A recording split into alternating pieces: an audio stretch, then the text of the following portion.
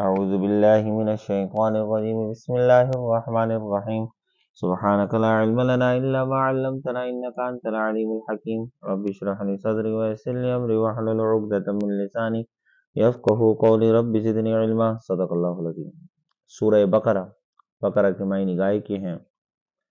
آج کے سبق کے اندر اس واقعے کی طرف اشارہ ہے کہ بقرہ یعنی گائے کے ذبح کرنا یہ کیوں ہوا اور یہ گائے کس کی تھی۔ یہ دو واقعات ہیں۔ پہلا واقعہ گائے کا ذبح کرنا حکم کیوں ہوا،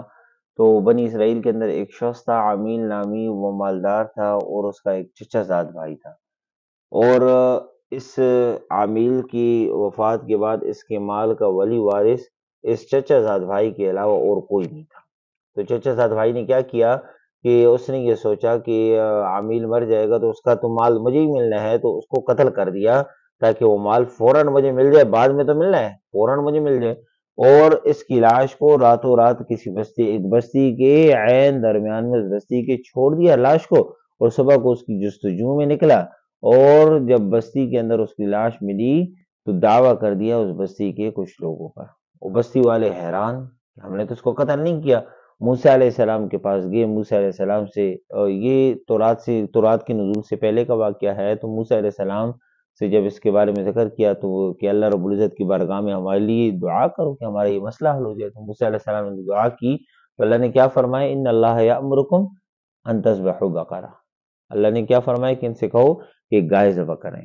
اب وہ موسیٰ علیہ السلام نے جب ان سے گائے ذبح کرنے کا کہا تو وہ کہنے لگے اتتخذنا ہزوا، اے موسیٰ کیا تو ہمارے ساتھ کوئی مذاق ہنسی مذاق کرتا ہے؟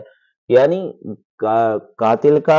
پتہ چلنا اور گائے کی ذبح ہونا، اس کے اندر کیا مناسبت ہے؟ تو موسیٰ علیہ السلام ان سے کہنے لگے اعوذ باللہ ان اکون من الجاہلین، میں اللہ کی پناہ چاہتا ہوں کہ میں جاہلوں میں سے ہو جاؤں، میں تمہارے ساتھ ہنسی مذاق کیوں کروں،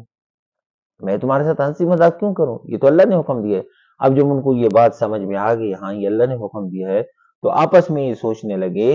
کہ اب وہ گائے جس کی وجہ سے ہمیں قاتل کا پتہ چل جائے وہ کوئی عجیب قسم کی گائے ہوگی، تو اس کے بارے میں سوال و جواب کیا۔ اب وہ گائے کون سی تھی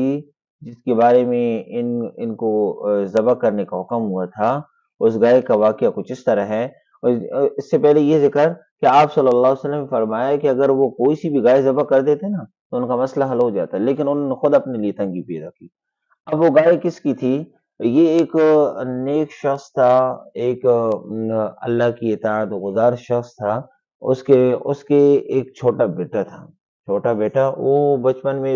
بچہ اس کا چھوٹا تھا، تو اس نے ایک اپنے، چونکہ یہ غریب تھے اس وجہ سے اس کے پاس ایک گائے کا بچہ تھا، اس نے ایک جنگل کے اندر چھوڑا اللہ کی امان کے اندر، یا اللہ جب میرا بیٹا بڑا ہوگا تو یہ اس کو امانت اس کو واپس کر دینا، یہ کہہ کر وہ جنگل میں چھوڑ کر واپس آیا اور اپنی بیوی سے بھی اس بات کا ذکر کیا۔ کچھ عرصے بعد وہ شخص مر گیا۔ اب بیٹا جو تھا وہ ماں کا بڑا فرما بردار تھا، رات کو اللہ کی بھی عبادت کرتا، 3 حصے مقرر کر دیتا، ایک حصے میں اللہ کی عبادت کرتا تھا اور ایک حصے میں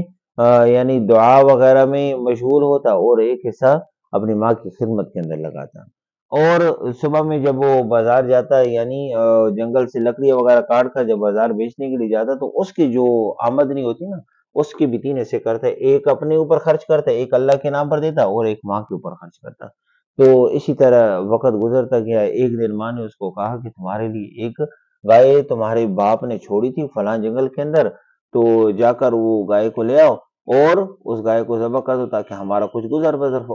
بسر ہو جائے۔ تو اور گائے تمہارے ساتھ کیسے آئے گی اور گائے کی رنگ کیا ہوگا، تو اس کے بارے میں ذکر کیا کہ جب وہاں پر جانا تو جنگل میں یہ آواز لگانا کہ اے اسماعیل و ابراہیم علیہ السلام کے رب،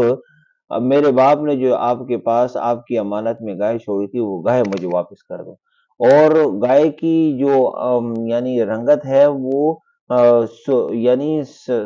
یہ پیلے رنگ کی گائے ہوگی، اور اس کی یعنی سورج کی شعاؤں کی جیسے ہوگی، اور جب تم اس کو وہ جب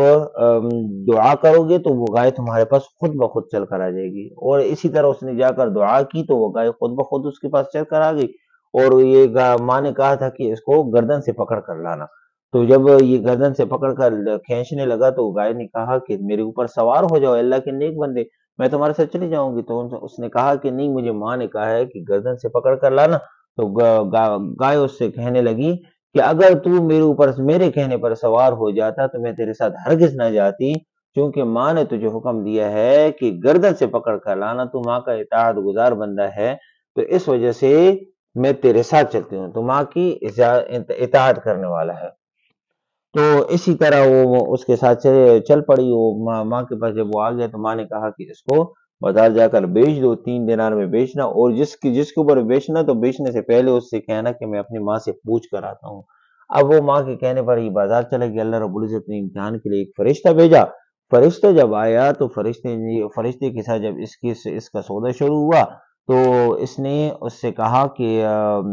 یہ 3 دینار میں، تو فرشتے نے کہا کہ نہیں، میں 6 دینار میں تم سے خریدتا ہوں۔ اس نے کہا نہیں، مجھے ماں نے 3 دینار کا کہا ہے، اور پھر اس کے بعد اس نے 6 دینار کی آفر کی اس کو، تو اس نے کہا کہ میں اپنی ماں سے پوچھ کر آتا ہوں۔ تو جب گیا گھر واپس تو ماں سے جب پوچھ کر آیا تو ماں نے کہا کہ ٹھیک ہے، اس کو 6 دینار کا بیچنا، لیکن بیچنے سے پہلے پھر دوبارہ اس سے میری رضامندی کی شرط لگانا۔ یہ کہہ کر جب وہ آ گیا بازار، پھر دوبارہ آ گیا، جب اس سے پھر دوبارہ ملاقات ہوئی تو اس نے کہا کہ میں تم سے اب 12 دینار میں خریدوں گا، لیکن یہ ہے کہ ماں سے پوچھ کر نہ آؤ، بس میں تم سے 12 دینار میں خریدوں۔ اس نے کہا نہیں، مجھے ماں نے کہا کہ 6 دینار میں بیچنا ہے، اور اگر بیچتے وقت بھی مجھ سے اور میری رضامندی۔ تو اس نے 12 دینار کی آفر جب کی تو اس نے واپس گیا اور ماں سے پوچھنے کے لیے، تو ماں نے اس سے کہا کہ یہ اللہ رب العزت کی طرف سے فرشتہ تمہارے امتحان کے لیے آیا ہے، اس فرشتے سے یہ پوچھنا کہ ہم یہ بیچیں یا نہ بیچیں۔ تو جب وہ واپس آیا تو اس فرشتے سے کہنے لگا کہ ہم یہ بیچیں یا نہ بیچیں، تو اس فرشتے نے کہا نہیں، تم نہ بیچو، اس میں تمہارے لیے برکت ہوگی۔ اب وہ برکت کیا ہوگی اس کے بارے میں، چونکہ بنی اسرائیل کو جس گائے کو ذبح کرنے کا حکم ہوا نا، ان کی اس سوال و جواب کی وجہ سے جو ان کے اوپر تنگی آئی، وہ یہ گائے ذبح کرنی ان کو حکم ہو گیا۔ اب یہ گائے ذبح کرنے کا جب حکم ہوا، اس گائے کو کتنی قیمت میں انہوں نے خریدا، اس کا ذکر انشاءاللہ تعالیٰ کل کے سبق میں ہوگا۔ اور گائے کو ذبح کیا، اور ذبح کرنے میں ان کو قاتل کا کس طرح پتہ چلا، اس کے بارے میں بھی انشاءاللہ تعالیٰ کل کے سبق میں اس بات کا ذکر ہوگا۔ تو اللہ سے دعا ہے کہ اللہ رب العزت ہمیں صحیح طریقے سے قرآن کو پڑھنے کی، سمجھنے کی اور آگے پہنچانے کی توفیق عطا فرمائے۔ وما علینا الا البلاغ۔